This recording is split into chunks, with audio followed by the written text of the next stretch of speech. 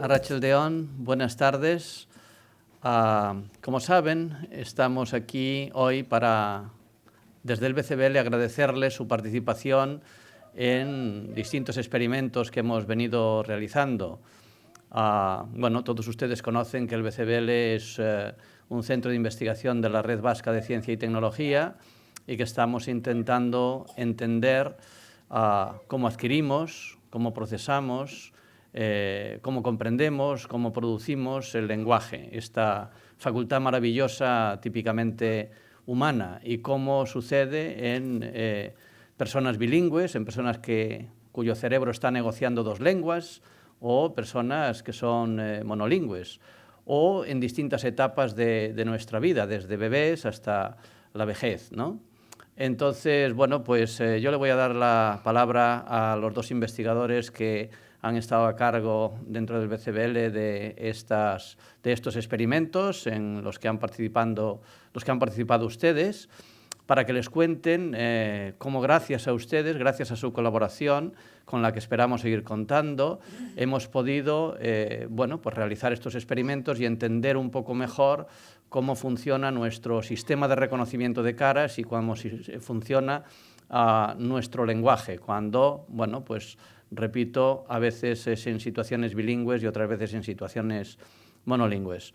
Una vez más, muchas gracias. No se marchen cuando acaben los investigadores, pregunten todo lo que tengan que preguntar y luego queremos agasajarlos con un pequeño regalo y unos pequeños pinchos ahí fuera, en el bocado. Bueno, ahí arriba, exactamente. Así que disfruten de la sesión y esperemos que, bueno, pues les guste y se sientan informados sobre lo que sucede dentro del BCBL. Muchas gracias.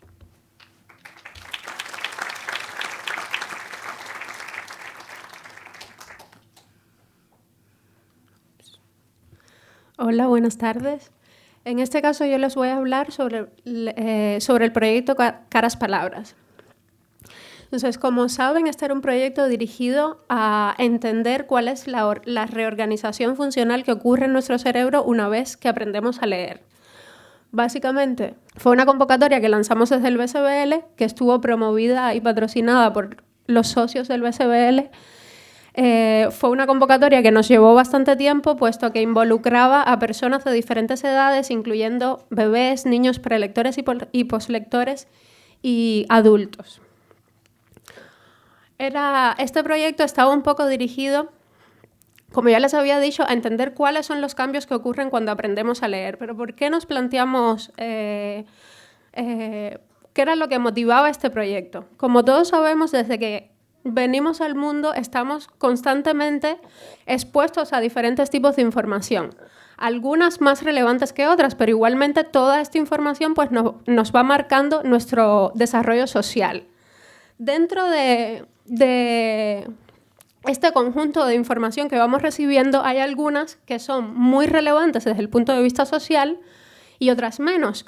Por ejemplo, dentro de esto tenemos las caras. Las caras, como todos sabemos, son un estímulo que es muy, muy relevante para nosotros desde que somos niños, puesto que necesitamos identificar, por ejemplo, el rostro de nuestra madre en una multitud, o necesitamos identificar la cara de nuestro enemigo, o igualmente extraemos otro tipo de información de las caras, como emociones, información asociada al lenguaje.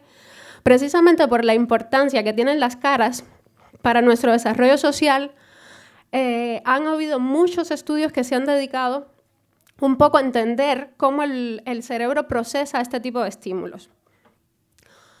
Algunos de estos estudios han demostrado que hay regiones en el cerebro que en este caso, aquí estamos viendo, porque seguramente aquí estamos viendo este tipo de imágenes, las vamos a ver durante toda la presentación. Entonces, esto es un poco un cerebro visto desde diferentes perspectivas, digamos.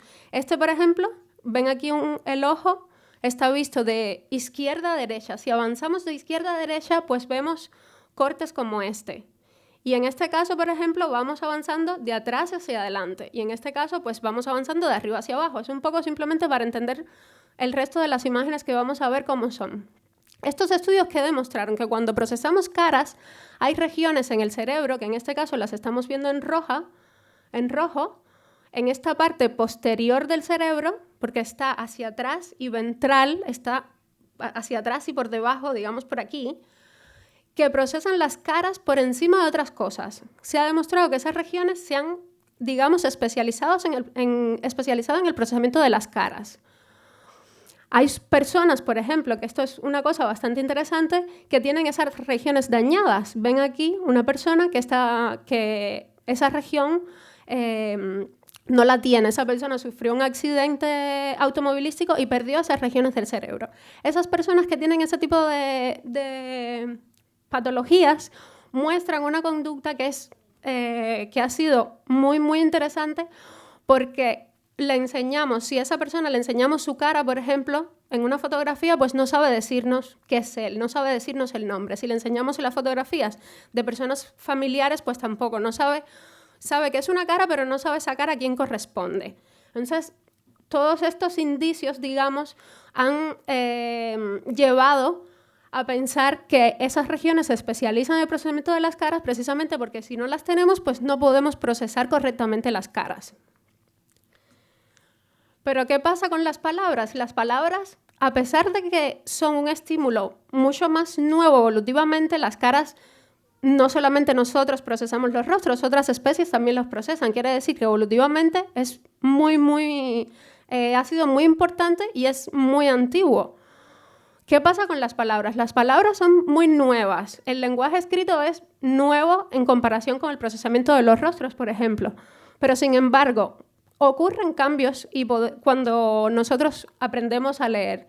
Y esos cambios, pues también, algunos de esos cambios también están demostrados. Entonces, les voy a enseñar aquí un vídeo de un niño con alrededor de 2 años y vamos a ver un poco cómo ese niño va aprendiendo a leer.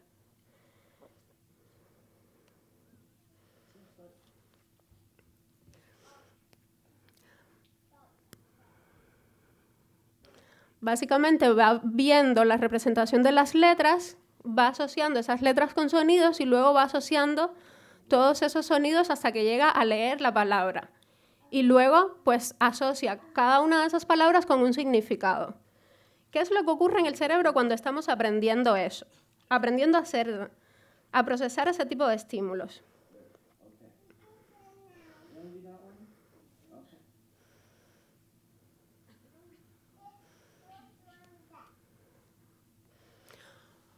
Pues lo que ocurre es que hemos visto que hay regiones en el cerebro que también procesan las palabras de un modo preferencial. Y esas regiones, curiosamente, están exactamente en el mismo sitio. Vean que están muy cerca de esta región que parece como, digamos, una hoja de un árbol o algo así, que se llama cerebelo. Están justo en el mismo sitio, pero en el lado contrario. Si en el caso anterior, en el caso de las caras, teníamos la representación en el hemisferio derecho, pues en este caso la tenemos en el hemisferio izquierdo. Entonces está en la parte izquierda del cerebro, pero justo en una posición muy, muy, muy parecida a la posición que vimos anteriormente donde se procesaban las caras. Igualmente, como mismo vimos que hay síndromes asociados al mal funcionamiento de estas regiones, pues también hay síndromes que han sido asociados al mal funcionamiento de las regiones equivalentes, pero en el hemisferio izquierdo. Igualmente también han sido demostrados efectos en estas regiones en particular entre diferencias entre personas analfabetas y personas que son buenos lectores. Entonces, esto ha llevado un poco a pensar que el cerebro, de alguna forma, a pesar de que las palabras no han sido como las caras, no llevan tanto tiempo con nosotros como las caras, pues igualmente son un estímulo suficientemente relevante como para que el cerebro se especialice en el procesamiento de estos estímulos. Entonces, ¿qué hemos hecho? Hemos un poco pensado en una forma de testar las hipótesis que están asociadas a esas regiones. Básicamente, lo que plantean estas hipótesis es que nosotros desde que nacemos procesamos las caras de una forma muy automática utilizando los dos hemisferios, como vimos en las primeras imágenes que les enseñé. A pesar de que la dominancia de las caras está en el hemisferio derecho, lo podemos ver igualmente en los dos lados del cerebro. Pues lo que dicen estas hipótesis es que cuando aprendemos a leer un poco, que reclutamos las regiones del hemisferio izquierdo que están especializadas en un inicio desde que nacemos para el procesamiento de las caras, las reclutamos para el procesamiento de las palabras, que las palabras son lo suficientemente importantes como para reorganizar el cerebro de esta forma, reclutando regiones que pertenecen a otras funciones. Entonces, estas hipótesis en realidad son hipótesis que están formuladas basadas un poco en los indicios que les mostré antes, pero nunca nadie ha testado si esto realmente es así, cómo ocurre esto desde edades tempranas, y un poco nadie ha comparado a través de las edades cómo ocurre ese procesamiento.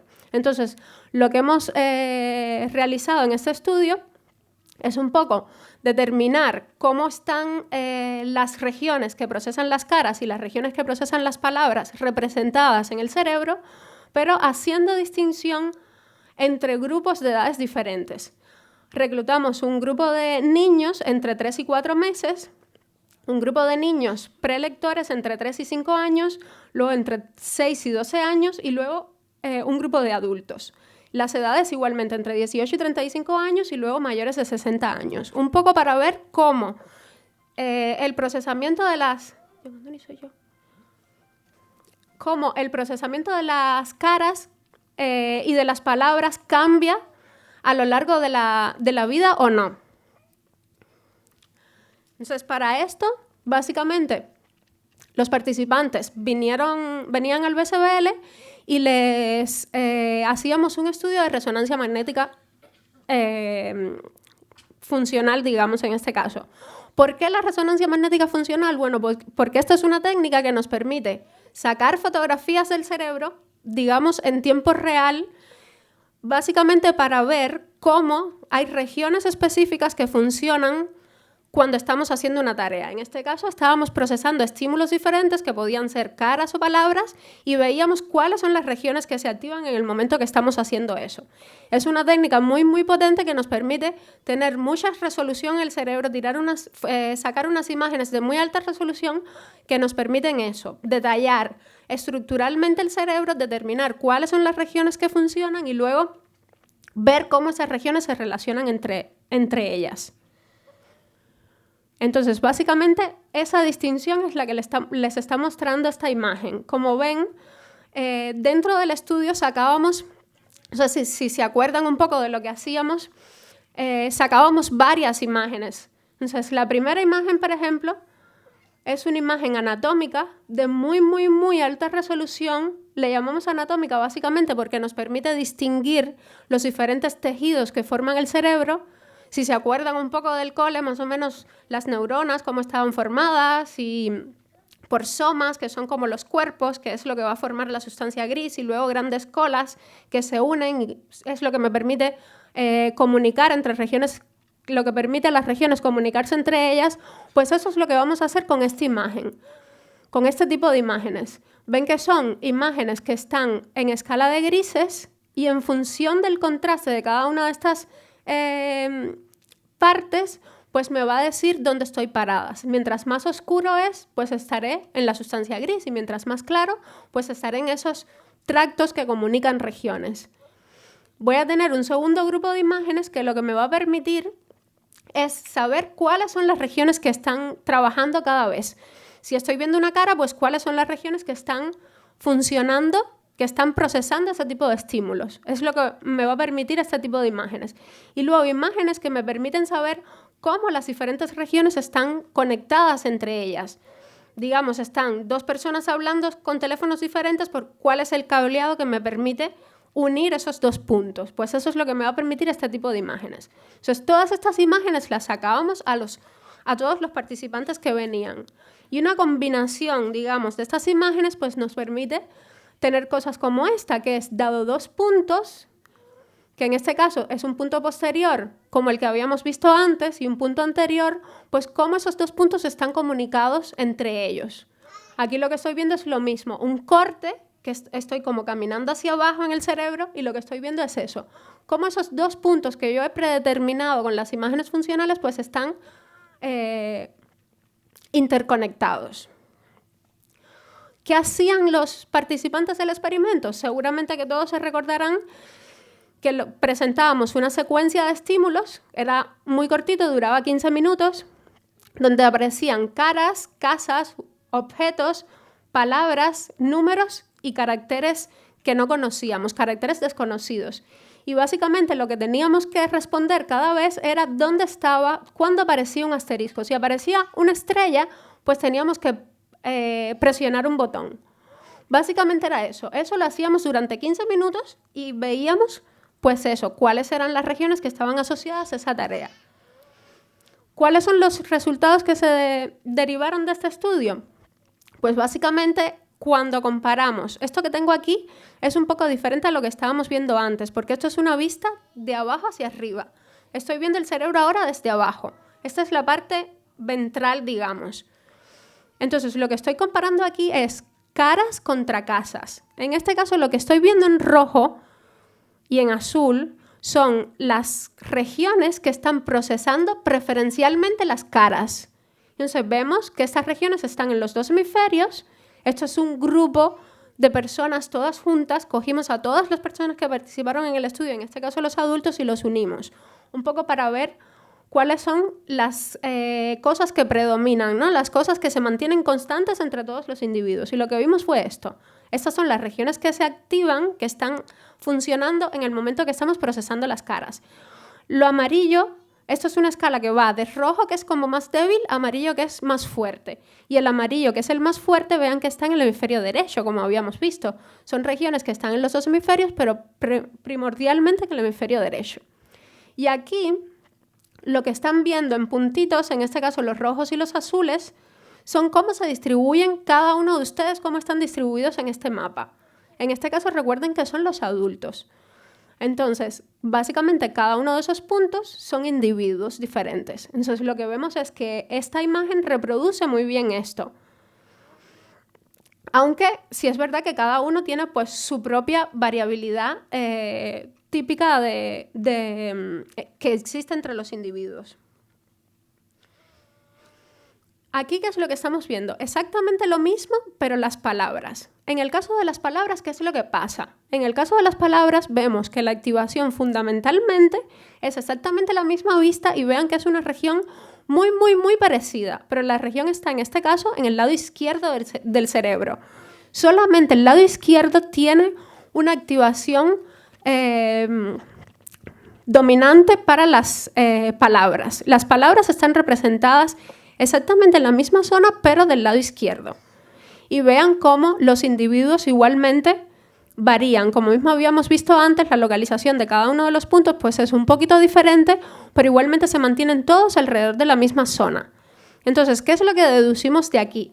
Aquí lo único que hemos hecho es testar evaluar lo que teníamos de antes, las evidencias que ya sabíamos eran ciertas porque se han demostrado antes. Las caras se procesan predominantemente en el derecho y las palabras se procesan predominantemente en el izquierdo.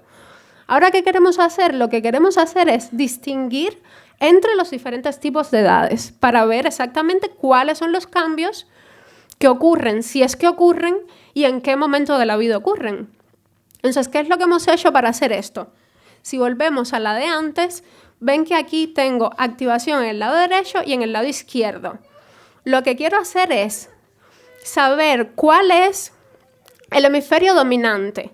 Entonces, para eso he hallado un índice. Ese índice me va a estar hablando de si el hemisferio dominante es el derecho o es el izquierdo. Se supone, según lo que hemos visto, que el dominante para las caras tiene que ser el derecho y para las palabras tiene que ser el izquierdo.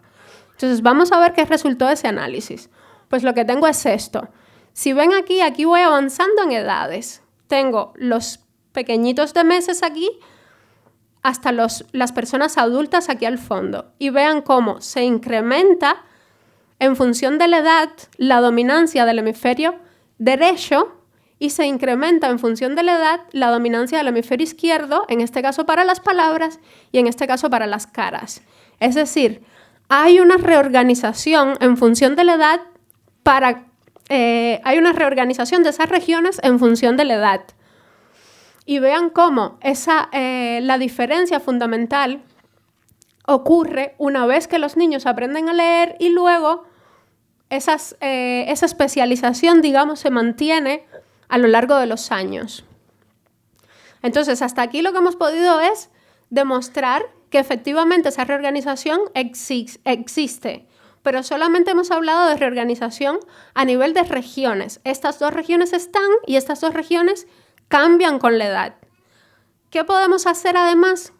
¿Qué habíamos visto que podíamos hacer con estas imágenes? Podemos además hablar de cómo esas regiones se comunican con otras regiones, precisamente porque en el cerebro no hay nada que sea aislado, no hay ninguna región que funcione sola. Ella funciona más o menos como funcionamos nosotros, que funcionamos con todo nuestro entorno, ¿no? Pues así mismo ocurre en el cerebro. Cada una de esas regiones está en contacto con otras muchas.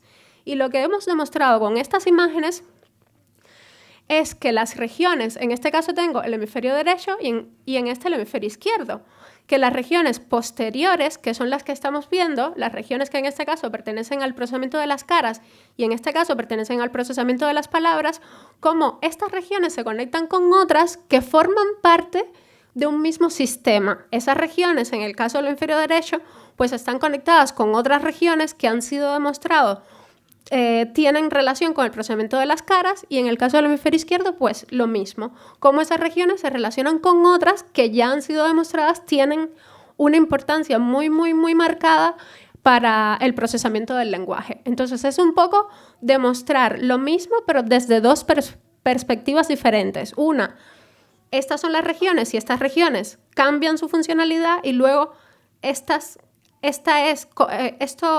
patrón es el patrón de conectividad de estas regiones con el resto del cerebro y eso también cambia con la edad. Entonces hemos podido hacer esas 2 grandes cosas, digamos. Entonces, un poco agradecerles porque es la primera vez que se ha podido evaluar esta hipótesis, evaluar la hipótesis de reciclaje, de que hay regiones en el cerebro que procesan estímulos, que hay una reorganización funcional en el cerebro porque hay regiones que están especializadas en una cosa y luego esa especialización cambia con la experiencia, en este caso con la adquisición de la lectura, y luego hemos podido evaluar eso primero a lo largo de la edad y además desde 2 perspectivas diferentes. Uno, utilizando las regiones per se, ellas aisladas del resto del cerebro y luego viendo cómo esas regiones se conectan con las otras. Y pues nada, agradecerles su participación porque sin la participación de ustedes, pues esto no lo hubiéramos podido hacer.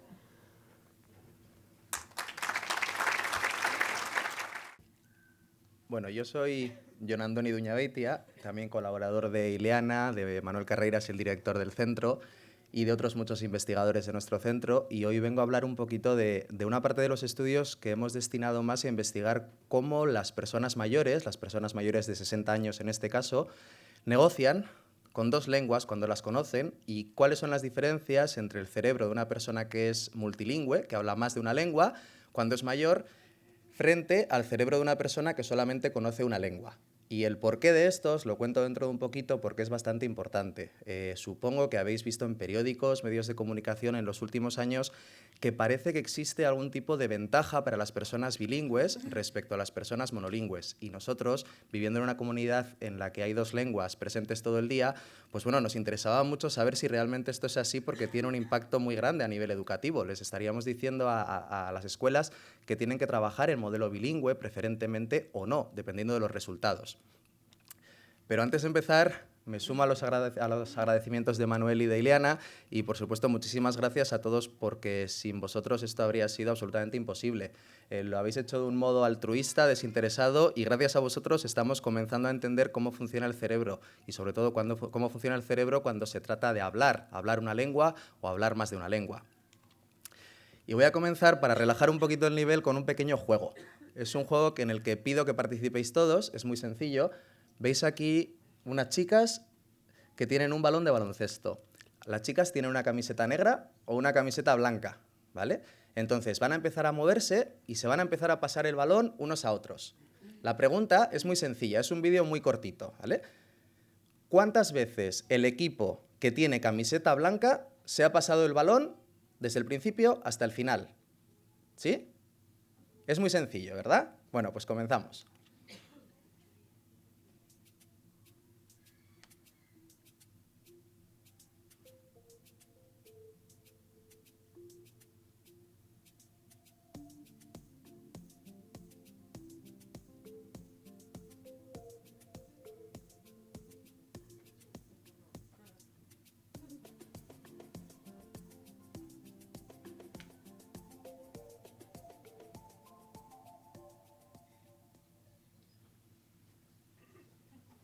Solo lo pongo una vez.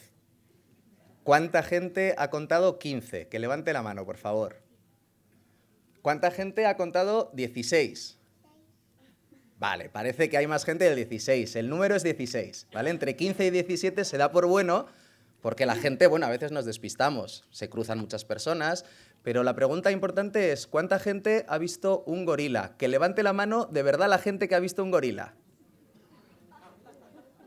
¿Hay alguno que ahora se está preguntando qué estaba haciendo yo mientras estaba el vídeo? ¿No?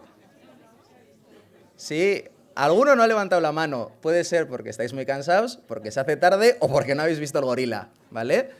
Bien, otra pregunta. ¿Cuánta gente se ha dado cuenta de que una chica que iba de negro se ha marchado? Uy, aquí ya mucho mono, pero poca chica. Vale. ¿Y cuánta gente se ha dado cuenta de que las cortinas del fondo al principio eran rojas y se han ido cambiando de color hacia algo amarillo, naranja? Nadie. Nadie. Os lo voy a poner rapidito el vídeo y ahora fijaros en el color de la cortina, en que al final solamente hay 2 chicas de negro y de que hay un tipo disfrazado de mono haciendo el gamberro así por el medio, ¿vale? No, esto... Sí, alguno que antes estaba callado ahora dice, ah, sí, es verdad, hay un mono.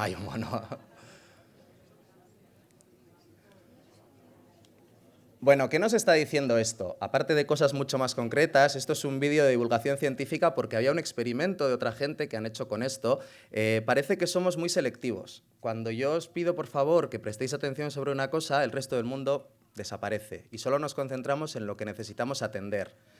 Pero los mecanismos de atención, esto que nos hace sobrevivir y que no nos pille un coche, que podamos cruzar cuando está en verde, que es como deberíamos cruzar, etcétera, etcétera, son cambiantes. No son siempre iguales. Hay veces que nos encontramos más despiertos, a veces nos encontramos un poquito más aturdidos, entonces nos despistamos más, ¿vale? Esto nos pasa mucho conduciendo. Hay días que estamos mucho más alerta y otros días somos muy torpes conduciendo, lo sabemos nosotros mismos, ¿no? Bueno, pues parece ser que una de las cosas que modula la atención es el hecho de ser bilingüe. ¿Sí? El hecho de conocer más de una lengua, dicen, hay gente que apuesta porque eso hace que nuestra atención sea un poquito mejor que la atención en general de las personas que solamente hablan una lengua, ¿sí? ¿Y por qué puede ser esto? Es muy fácil de entender. Pongamos el ejemplo de gente que vive aquí. Tiene que decir la palabra perro. Tiene un concepto delante que es el perro y tiene que decirlo, pero depende si sabe castellano y euskera o solo castellano o solo euskera, tendrá que elegir cuál es la palabra que tiene que decir, dependiendo también de la persona que está delante. Si la persona que está delante solamente habla castellano, yo debería decir perro.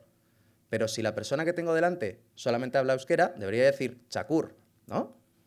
Y esto es el mismo elemento. Entonces, ¿qué hace mi cerebro? Mi cerebro tiene que decidir. Tiene que apagar una para que la otra pueda salir por mi boca, porque si no nos volveríamos locos y estaríamos cambiando lenguas todo el rato. Y evidentemente somos capaces de centrarnos en la que nos toca.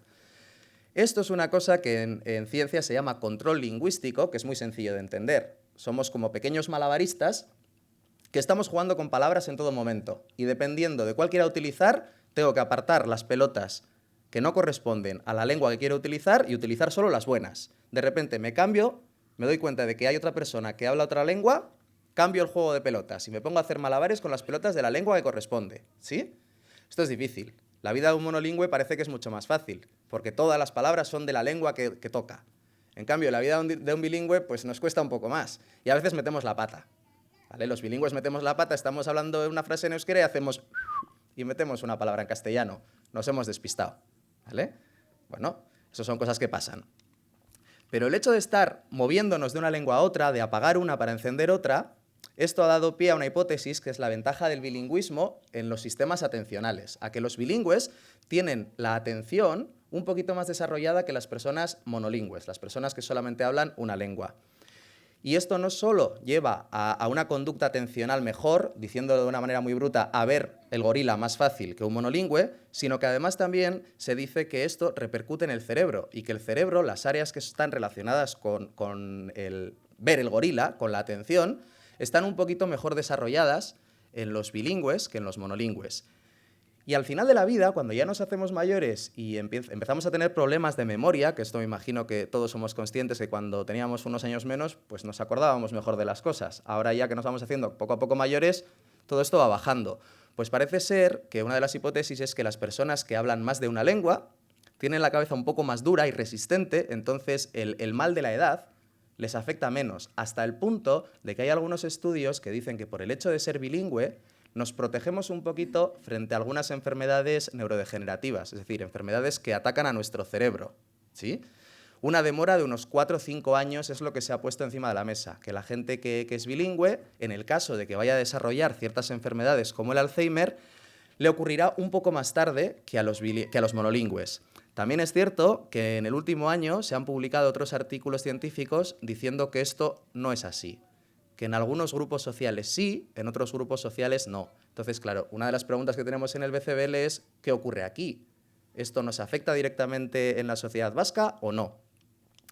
Hasta ahora la evidencia científica que se ha hecho en diferentes centros internacionales se ha centrado principalmente en gente joven. Entonces, si tenemos el continuo de la vida aquí, desde niño hasta persona más mayor, casi todos los estudios trabajan con esto. Hay muy pocos estudios con personas muy jovencitas, con niños o con personas más mayores, ¿vale? Y la evidencia científica viene de 2 campos principalmente. Uno es el campo de la conducta, qué es lo que yo hago, tú me miras desde fuera y ves si yo hago algo mejor o peor, o qué es lo que mi cerebro hace. Y para eso me tienes que mirar dentro utilizando técnicas como la que Ileana os ha enseñado, que es la resonancia magnética, que te permite bucear dentro del cerebro y ver qué partes son diferentes y cómo están funcionando estas partes, ¿vale?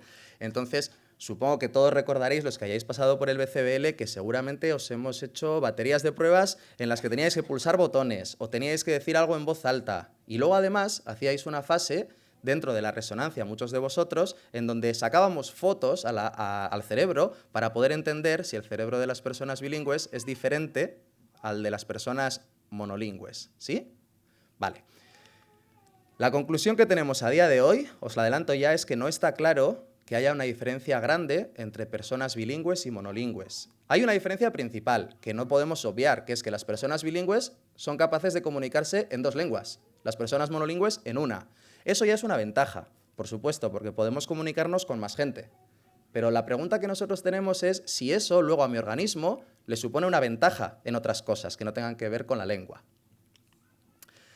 Una de las razones por las que no está claro, esto es un pequeño vídeo en el que se muestran diferentes estudios publicados, todos bastante recientes. Desde el 2008 en adelante se han publicado unos cuantos estudios y cuando se han encontrado diferencias entre las personas bilingües y monolingües en el cerebro, eso lo hemos marcado en colores. Lo ideal en ciencia es que cuando yo hago un estudio aquí y otro en China, salga lo mismo en el mismo sitio. Lo malo, como veis en este vídeo, es que los puntitos de colores no tienen nada que ver unos con otros. Son partes del cerebro que da igual que no entendáis qué partes son, están muy lejos unas de otras, ¿vale? Entonces esto nos hacía preguntarnos a nosotros, bueno, pues qué poco consistentes son los resultados. Luego al final hemos visto, después de todo este proceso, que hay muchas diferencias entre sociedades. No es lo mismo hablar de personas que han aprendido 2 lenguas desde bebés que hablar de personas que se han tenido que emigrar a otro país y han tenido que aprender la otra lengua de adultos. Evidentemente no es lo mismo. Y estos estudios han confundido un poco todo esto. Nosotros en el BCBL lo que hemos intentado es cubrir todo el espectro y ahora solamente voy a hablar de 3 proyectitos que hemos hecho con personas mayores. Hay diferencias realmente en las personas mayores, y cuando digo mayores hablo de mayores de 60 años, en las capacidades atencionales que yo puedo observar desde fuera, ¿sí o no? Bueno, pues el primer estudio es muy sencillo. Cogimos a 25 personas que eran claramente monolingües y a 25 personas que eran claramente bilingües de nacimiento. Estaban igualadas en todo. había el mismo número de hombres que de mujeres, todos tenían el mismo número de años de estudio, un nivel sociocultural muy similar, es decir, les podíamos comparar, eran casi hermanitos gemelos, pero en dos grupos, bilingües y monolingües. Hicimos unas tareas que algunas de ellas recordaréis, los que ya hayáis hecho, y los que no seguramente os suenen. Una tarea verbal y una tarea no verbal. En la tarea verbal se os pedía, no sé si recordaréis, que teníais que decir en voz alta el color en el que estaban escritas las cosas de la pantalla. El color, no lo que pone. Entonces, en el caso de arriba había que decir verde, porque la tinta es verde, o rojo, ¿sí? Pero esto es muy sencillo, porque además lo que pone está escrito en el mismo color. Entonces lo voy a decir más rápido. Si me equivoco y en vez de decir el color lo que hago es leer, acierto también, ¿vale? Aquí lo que medimos es cuánto tarda la persona en empezar a decir la palabra correcta. Pero claro, ¿qué ocurre si yo os pongo esto? Recordad que me tenéis que decir el color en el que está escrito. Bueno, mi cerebro se aturulla un poco, nos complicamos y ya no es tan fácil. Arriba era mucho más fácil que abajo. Lo de arriba se llama una condición congruente, en el que lo que está escrito corresponde además con el color en el que está escrito, y lo que está abajo es una condición incongruente, en el que tengo que decir una cosa que no es lo que pone, y lo que pone me molesta. Una capacidad buena atencional tendría que hacer que yo apagase lo que está escrito y dijese perfectamente el color, ¿sí? Pero no somos tan buenos. Todos metemos la pata y todos tardamos más abajo que arriba, ¿vale? Y luego hicimos otra tarea que consistía en pulsar los botones del ordenador en función de en qué lado de la pantalla aparecía el número que físicamente era más grande. Es decir, qué número de los que está ahí ocupa más espacio en la pantalla.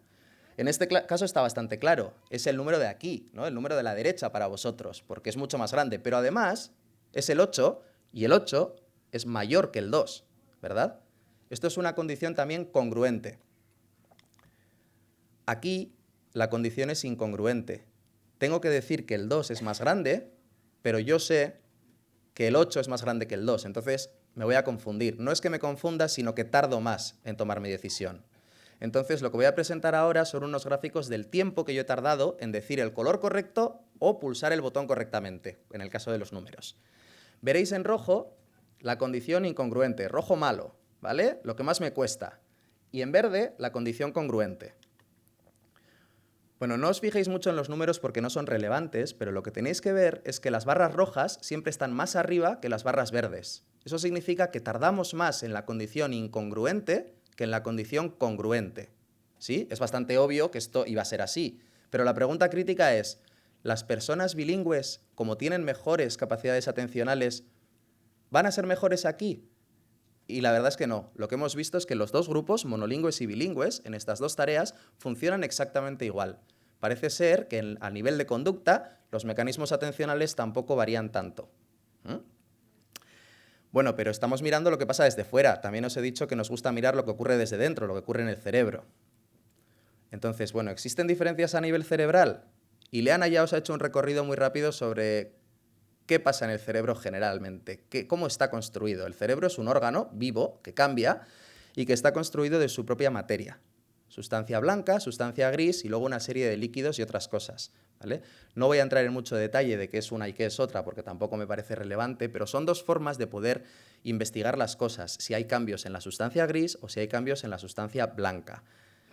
Bueno, lo primero que hicimos es utilizar a los participantes para un estudio de resonancia magnética, es decir, vosotros, los que colaborasteis con nosotros, pasasteis por la resonancia magnética, algunos con 60 años, otros con 70, otros con 80, y lo que todo el mundo es capaz de decir es que el cerebro tiene que fallar un poquito más cuanto más mayor seas. Porque eso ya lo sabemos. Cuando envejecemos un poquito, las cosas nos cuestan más y el cerebro, como todo órgano, va funcionando un pelín peor. Entonces, como comprobación de que estamos haciendo las cosas bien, nosotros siempre miramos a esto lo primero. Tenemos desde 60 hasta 80 y tantos años, vamos a ver cómo es el cerebro de las personas, si cambia. No importa que sean bilingües o monolingües. Y aquí os presento un gráfico en el que tenéis la edad, va desde los 60 años hasta los 82, 83, que era la persona más mayor, y luego, ¿cuál es el volumen de la sustancia gris? ¿Vale? Cuanto más jóvenes, la línea azul está más arriba. Significa que cuanto más mayor me hago, hay menos volumen de sustancia gris en mi cerebro, ¿sí? El cerebro va perdiendo un poco la facultad y esto se ve en el volumen, que se va haciendo un poquito más pequeño, de alguna manera, ¿sí? Vale. Esto es en sustancia gris. Hay otra sustancia que es la sustancia blanca. También investigamos a ver si hay un efecto de la edad en la sustancia blanca y lo que vemos es que hay una parte muy interna del cerebro, lo que está aquí puesto en rojo, que es el hipocampo.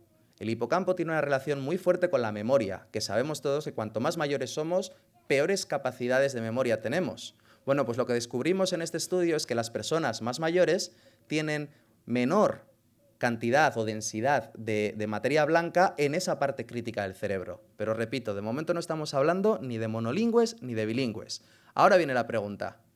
¿Son los cerebros diferentes de las personas bilingües mayores que el de las personas monolingües mayores?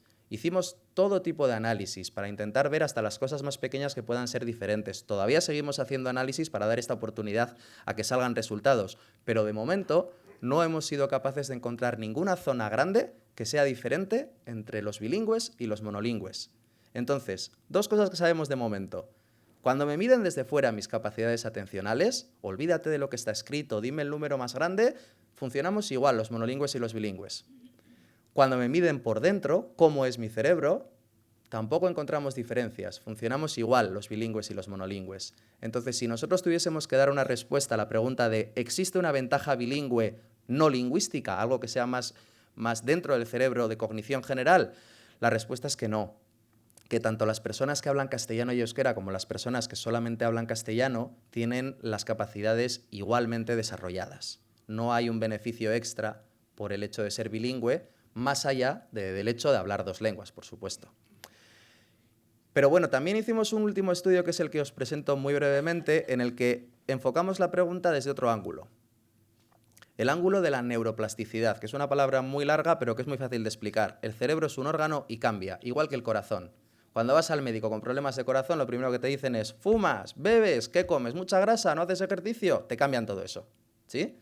Bueno, el cerebro se puede entrenar y se puede hacer más fuerte, se puede enseñar al cerebro.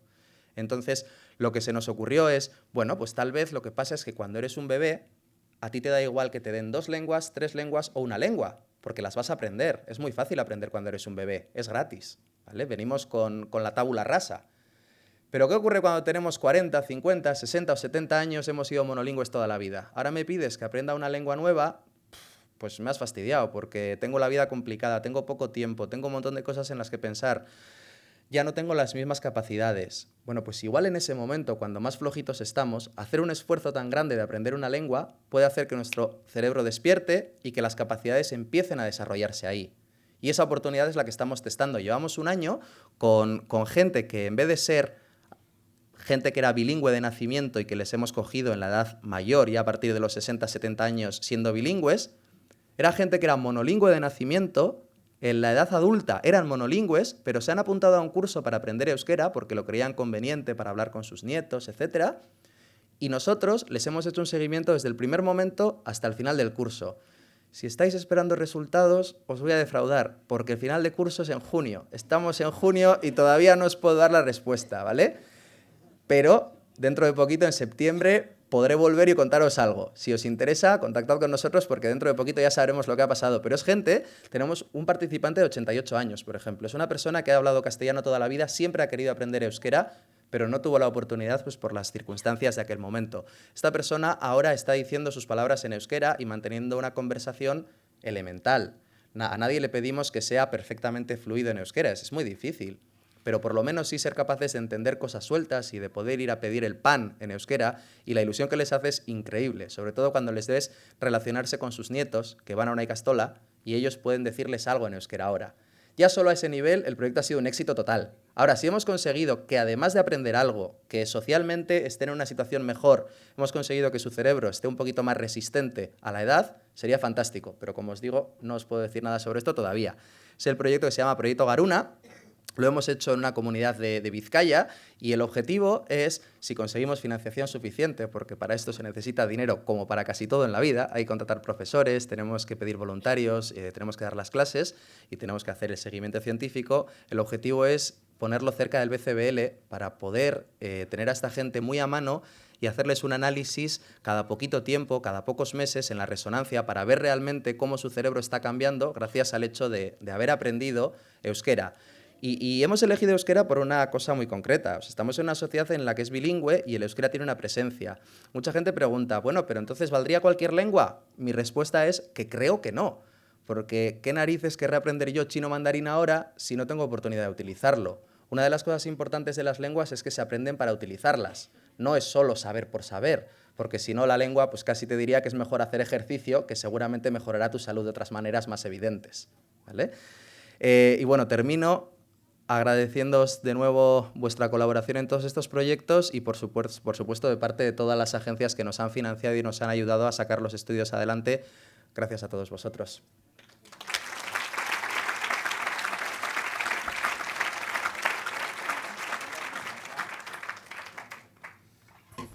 Bueno, después de escuchar estas dos presentaciones fantásticas, pues creo que han tenido más o menos una idea de cómo nos divertimos todos, incluso cuando ustedes vienen también, se divierten, ¿verdad?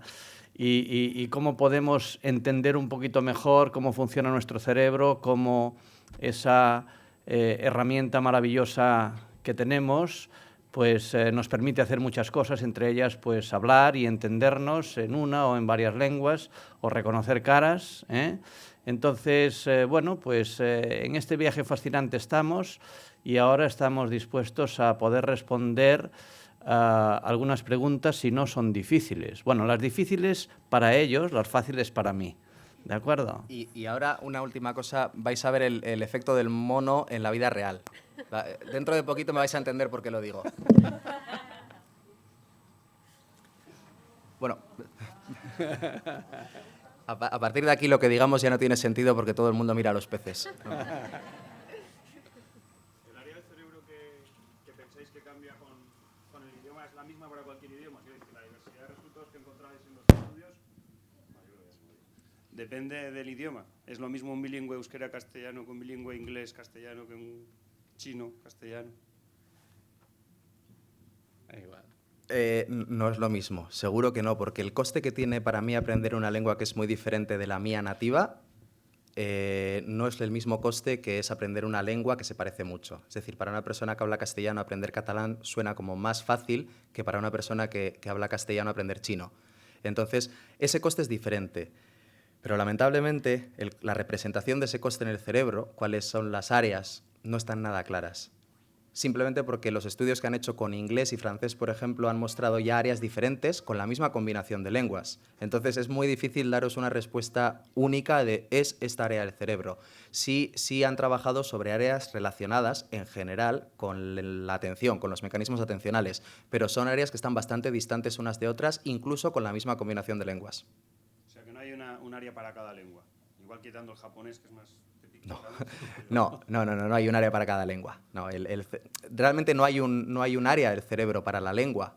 El cerebro es una máquina muy compleja que o se conectan unas habitaciones con otras o no sacamos la información adelante. Entonces, no es tanto qué área es la del lenguaje, sino por qué autopistas pasa la información para yo entender el lenguaje. Y son autopistas muy, muy grandes.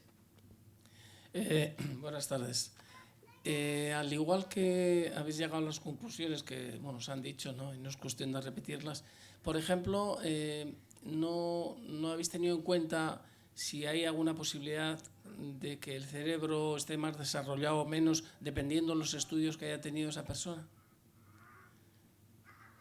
Hombre, vamos a ver, hay diferencias no solo entre los estudios, hay diferencias, por ejemplo, dependiendo del nivel socioeconómico. Claro que sí, la estimulación que recibe el cerebro es distinta y, por tanto, su desarrollo también es diferente. Sí, obviamente. O sea que hay una diferencia, sí. Que nos ha dicho, nos ha comentado, existe una diferencia o cultural o... Vamos a ver, existe una diferencia... económica o... Vamos a ver, no existe una diferencia probablemente entre el que tenga segundo de bachillerato y sexto, ¿verdad? Pero sí lo que es verdad es que si comparamos, por ejemplo, el cerebro de una persona analfabeta y una persona alfabetizada, se encuentran diferencias muy importantes, no solo en función, sino también en estructura. Ajá. Y, por ejemplo, y termino, también se ha tenido en cuenta o se ha podido tener en cuenta el que haga deporte o no, digo, por aquello de que dice que oxigena más el cerebro, bla, bla. Bueno, yo no tengo respuesta para esa pregunta porque nosotros estamos dedicados al área del lenguaje. Probablemente, no lo sé, lo desconozco. Muchas gracias.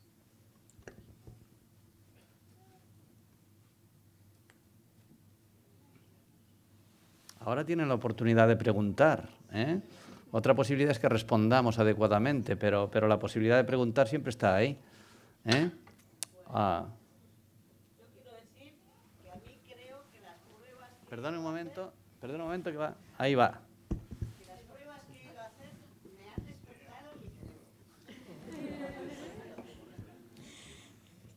Yo estoy encantada de haber colaborado y creo, de verdad, que a mí me ha despertado mi cerebro. Lo tenía algo dormido, yo creo. Pues estamos muy contentos de que haya sido así. Yo es que estoy, bueno, creo que es una de las cosas mejores que me han pasado en mi vida después de tener mis hijos. Fantástico.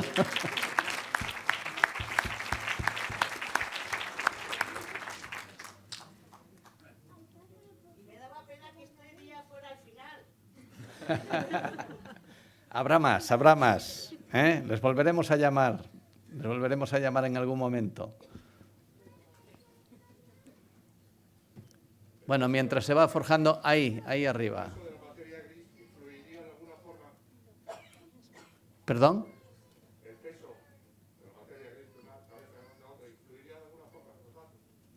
El peso de la materia, bueno, eso hacemos correcciones estadísticas, ¿eh? Si se refiere a la comparación entre los grupos, si unos tienen la cabeza más grande, más pequeña, eso sí se corrige. Hay métodos estadísticos para poder corregir esa variabilidad.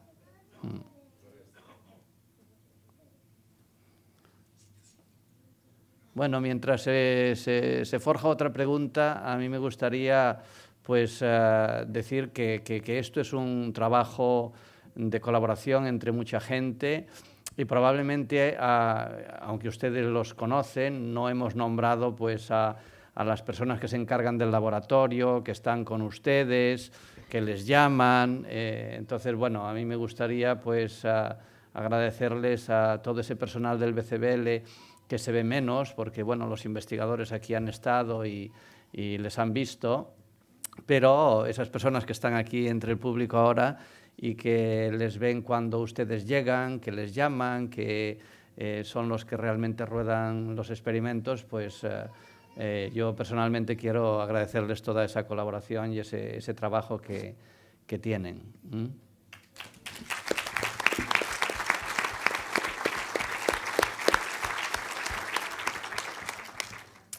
Bueno, ¿alguna pregunta más o quieren ya irse al pincho?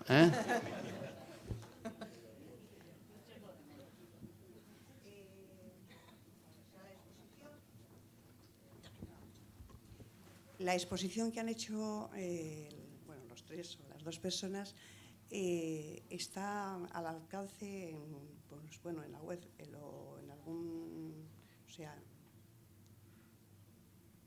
¿Publicada se refiere? sí, a ver, ya, no he terminado. O sea, sí está publicado para... Bueno, es verdad, es una experiencia, un elemento es científico y, bueno, pues personalmente a mí me costaría, pero, bueno, pienso que habrá mayor matizaciones, porque así, bueno, creo que ha sido una síntesis.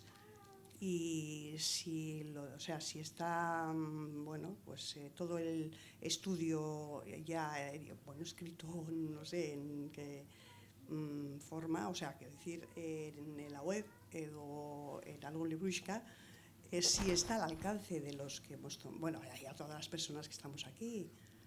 Bueno, todavía no está finalizado. No. Es decir, esto lleva muchísimo tiempo. Si queremos hacer las cosas bien, es decir, los vinos necesitan tiempo en la barrica si queremos que el vino al final salga bien.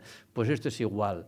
Esto requiere tiempo. Lo que ahora les hemos hecho es un prime time, que dirían en los términos del cine, ¿no? Hemos hecho un preestreno del estudio, bueno, de los estudios, pero esto va a requerir todavía tiempo. Lo mandaremos después a revistas internacionales de prestigio porque los datos son son buenos y, bueno, una de las cosas que podemos hacer es una vez que, o a la vez que escribimos el manuscrito en inglés, pues escribir una versión resumida para, bueno, pues que puedan leerlo. Es algo que consideraremos ciertamente para que haya, pues, una divulgación de estas investigaciones.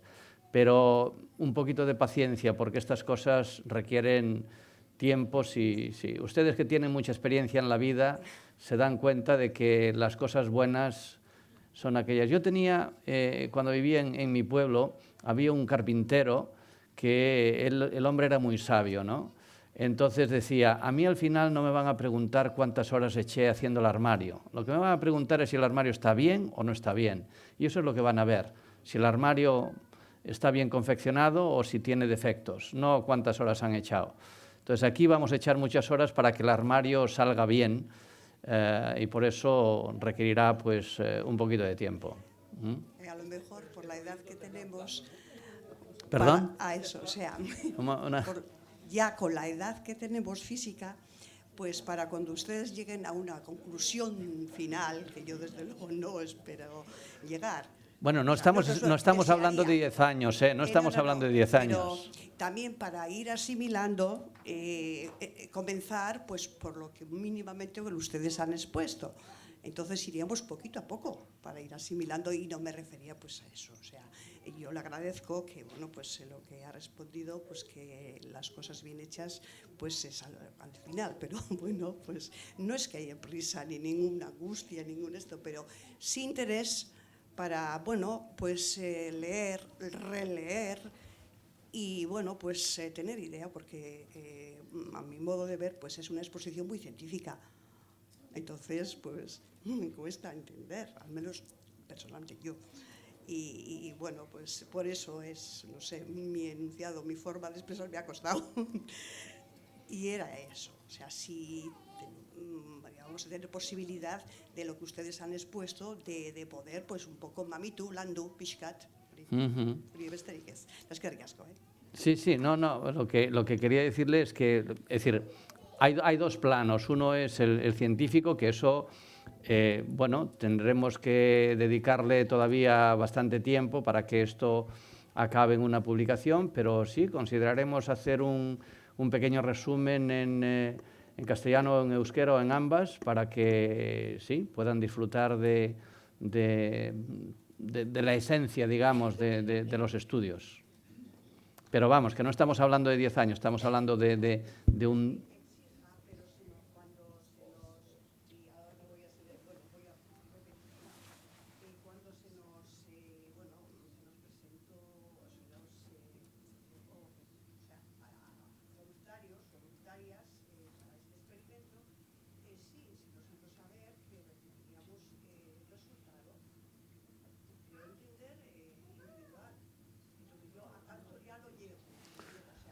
Individual lo dudo, porque nosotros hacemos muchos estudios, no solamente bilingüismo. Por ejemplo, yo me voy el viernes a dar una charla similar a Asturias, porque hemos realizado un experimento, bueno, varios experimentos con disléxicos en Asturias, y lo que quedó claro es que nosotros no somos un centro que hace diagnóstico, somos un centro de investigación. El valor de los datos individuales no es el mismo que, bueno, pues estadísticamente cuando encontramos o no encontramos diferencias. Por tanto, estaremos encantados de difundir esto en pequeño formato, pero individualmente no vamos a dar datos.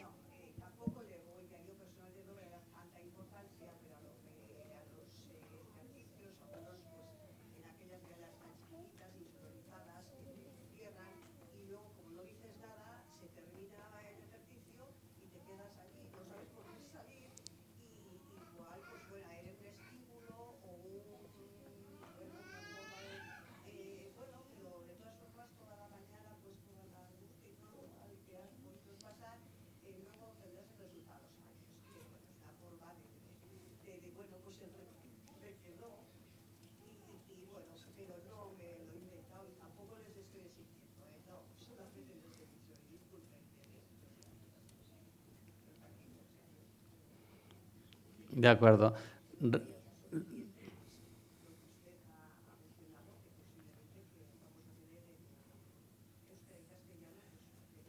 Sí, un pequeño resumen, eso sí, lo haremos con imágenes de grupos, algo similar a esta presentación, pero con un poquito de texto, eso sí.